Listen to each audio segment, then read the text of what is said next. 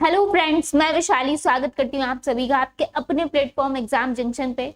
और C TET का आपका एग्जाम जो अभी हुआ था उसका रिजल्ट जारी हो चुका है और आप सभी बिल्कुल यहाँ पे कुछ बच्चों का रिजल्ट जो है वो पास और कुछ बच्चों का रिजल्ट आया है फेल।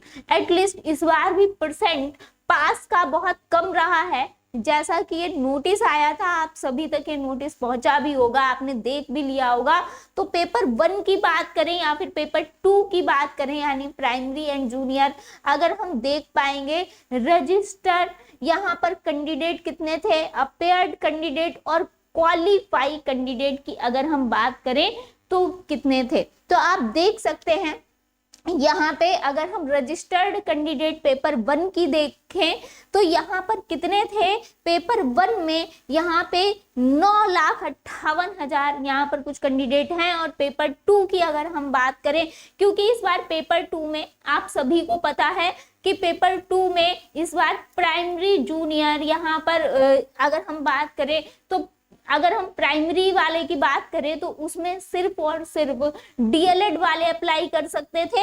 एंड अगर जूनियर की बात करें हम तो यहाँ पे बीएड और डीएलएड दोनों ही अप्लाई कर सकते थे।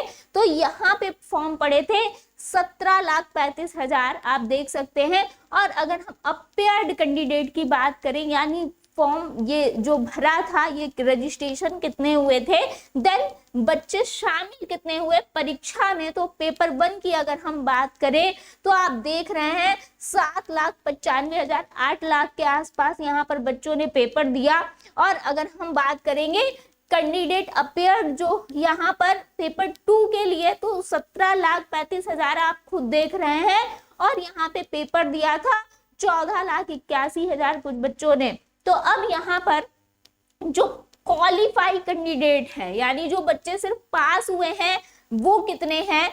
तो यहाँ पर आप देख रहे होंगे 1,26,845। अगर हम बात करें पेपर 2 की तो 1,12,033 कुछ बच्चे पास हुए हैं सिर्फ और सिर्फ। यानी इस बार जो पास परसेंट है वो कहीं ना कहीं जो पिछली बार परसेंट था उससे भी कम रहा।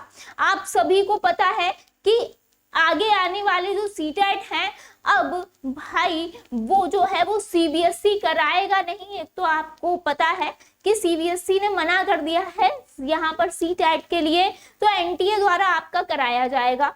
तो आपको पैटर्न, सारी चीजें, सब कुछ चेंज देखने को मिलेगा आपके एग्जाम में।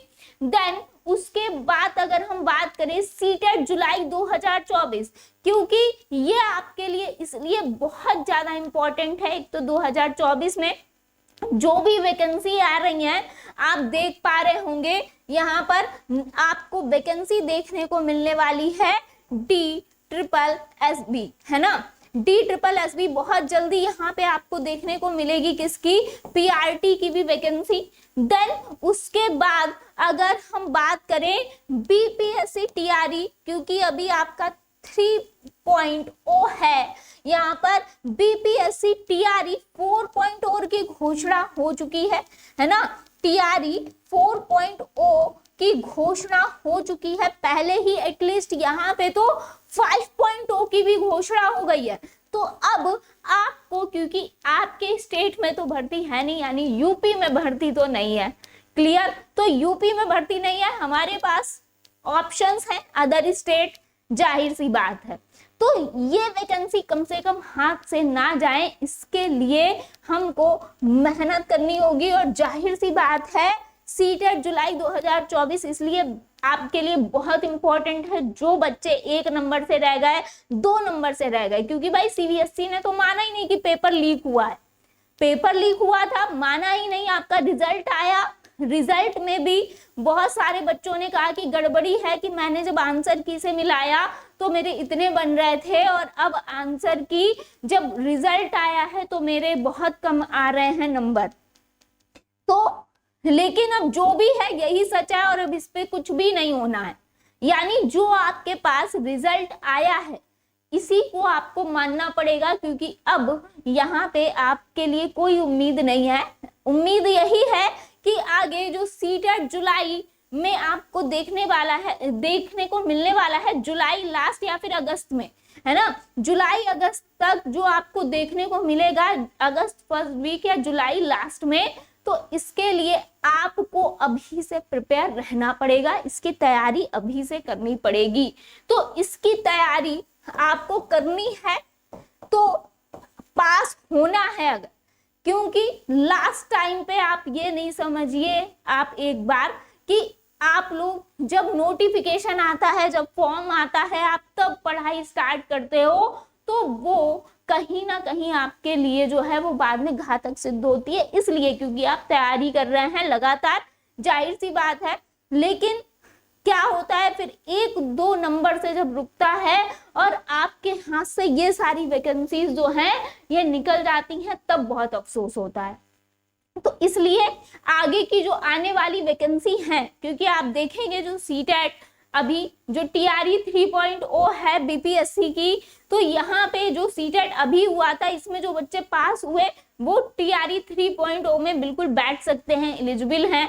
और अब आगे अगर आपको भी TRE 4.0 5.0 की भी घोषणा हो गई है, आगे आपको ये मौका चाहिए है, तो तैयारी सीटेट की अभी से करनी होगी। जिन बच्चों का किसी भी कारणवश सीटेट पास होने से रह गया है या फिर जो फर्स्ट टाइम आगे देंगे जुलाई में, तो उनके लिए यही है कि पहली बार में आपको सीटेट निकालना होगा, और जो दूसरी बार दे रहे हैं या फिर कई बार फेल हो चुके हैं उनके लिए देखिए सीटेट निकालना बहुत आसान है, पहली बात तो ये है। लेकिन उसके लिए आपको अभी से तैयारी करनी पड़ेगी। आपको पता है पेडागोजी 75 मार्क्स की आती है, तो पेडागोजी आपको एक तो प्रॉपर तरीके से क्लियर करनी होगी। दूसरी बात यह है क्योंकि कंटेंट आप सभी को पता है, आप एक तो सब्जेक्ट चुनते हैं, जो भी आप चुने, इंग्लिश, संस्कृत में से, मैथ, साइंस और SST में से। तो पहले तो आप जो चॉइस कर रहे हैं उसके अनुसार अपना सिलेबस एकदम, क्योंकि आपको पता है कि यहाँ पे सिर्फ और सिर्फ चलती है क्या, NCERT, है ना, सबसे बेस्ट। और अभी आपके पास टाइम है, अभी आपके पास टाइम है, NCERT से ही आपके भर भर के क्वेश्चन पूछे जाते हैं अगर हम कंटेंट की बात करें। और पेडागोजी 75 नंबर की आती है, और जिस बच्चे को 75 नंबर की पेडागोजी जिस बच्चे ने क्लियर कर ली, तो वो बच्चा मुझे नहीं लगता है कि फेल हो सकता है। कंटेंट की बात करें अगर, तो आप सभी को पता है, चाहे हिंदी हो, इंग्लिश हो, संस्कृत हो, पैराग्राफ जो है पैराग्राफ पूछ लिए जाते हैं, तो पैराग्राफ की अभी से आप प्रैक्टिस करिए। जितना भी है, जो भी सिलेबस है, एक एक सिलेबस आपको देखना है हर सब्जेक्ट का यहाँ पे, और NCERT रामबाण है तो उसी से आप अपना फोकस करिए। NCERT का कंटेंट उठाइए, और जो भी टॉपिक दिए गए हैं सीटेट के सिलेबस में, आप सभी को सिलेबस ऑलरेडी पता है, क्योंकि ये जो जुलाई में सीटेट होगा ये आपका इसी पैटर्न पे होगा। सबसे अच्छी बात यही है कि ये लगभग इसी पैटर्न पे होगा, जो जिस पैटर्न पे अभी तक आप पेपर देते आए हैं, जिस पैटर्न पे अभी आपने लास्ट ईयर दिया है सीटेट।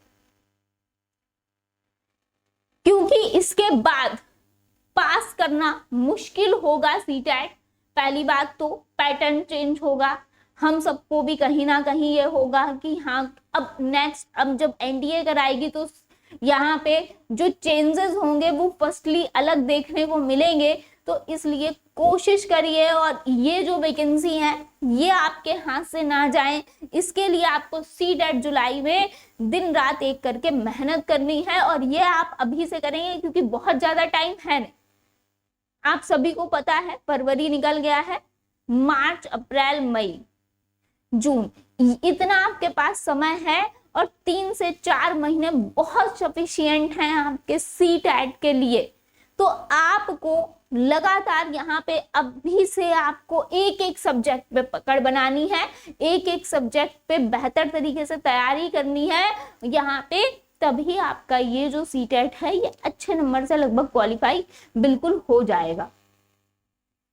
लेकिन आप लोग ये सोचते हैं कि जब नोटिफिकेशन आएगा तब देखा जाएगा, ऐसा नहीं होता है।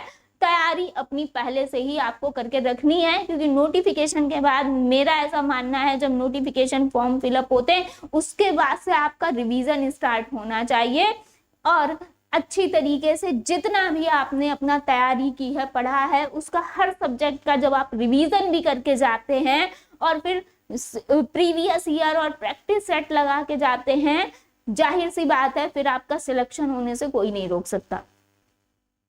तो बाकी सीटेट जुलाई 2024 इसकी क्लासेस आपको हमारे चैनल से लगातार मिलेंगी। और सीटेट आपको पता है कि पिछली बार भी सीटेट में हमने एसएसटी को पूरा कवर किया था और अभी हमारे पास बिल्कुल समय है, तो हम सारे ही सब्जेक्ट्स लेकर चलेंगे बेहतर तरीके से। तो आप लोग बस जुड़े रहिए हमारे साथ। मिलते हैं नेक्स्ट अपडेट में। आपकी क्लासेस कब से स्टार्ट होंगी, जल्दी ही आपकी 1-2 दिन बाद से सीटेट की भी क्लासेस हम स्टार्ट करेंगे। अभी आपका बीपीएससी टीआरई 3.0 है, तो उसकी भी हम प्रिपरेशन कर रहे हैं और उसकी भी क्लासेस कर रहे हैं, तो साथ साथ सीटेट की भी हम तैयारी करेंगे।